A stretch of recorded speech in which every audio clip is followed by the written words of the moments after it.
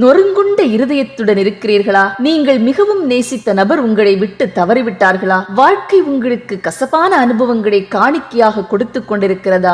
தேவன் உங்கள் அருகில் இருக்கிறார். உங்கள் ஆவியை அவர் பலப்படுத்துகிறார். கவலைகளை தேவன் மேல் வைத்து விடுங்கள். அவர் உங்கள் இருதயத்தை விசாரிக்கிற தேவன். மனுஷன் முகத்தை பார்க்கிறான், தேவனோ உங்கள் இருதயத்தை பார்க்கிறார். தைரியமாயிருங்கள். உங்கள் பலவீனத்தில் தேவனின் பலம் பூரணமாய் விளங்கும். கிறிஸ்துவின் வல்லமை உங்கள் மேல் நிழலிடும். உங்கள் பலவீனங்களை குறித்து சந்தோஷப்படுங்கள், ஏனெனில் தேவன் உங்களுக்கு அருகில் நெருங்கி வரும் நேரம் அதுதான். அவர் கிருபை உங்களுக்கு போதும். நீ பயப்படாதே, நான் உன்னுடன் இருக்கிறேன். திகையாதே, நான் உன் தேவன். நான் உன்னை பலப்படுத்தி உனக்கு சகாயம் பண்ணுவேன் என்று தேவன் சொல்கிறார். உங்கள் எண்ணங்களை அறிந்திருக்கிற தேவன் அவர். சமாதானத்தை உங்களுக்கு கொண்டு வருவார். உங்களை அதிகமாய் நேசித்த காரணத்தால் தான் இயேசுவை உங்களுக்கு சொந்த இரட்சகராக கொடுத்திருக்கிறார். கர்த்தர் மேல் பாரத்தை வைத்து விடுங்கள். கலங்கி தவிக்காதீர்கள். இயேசுவின் நாமத்தில் ஆமென்.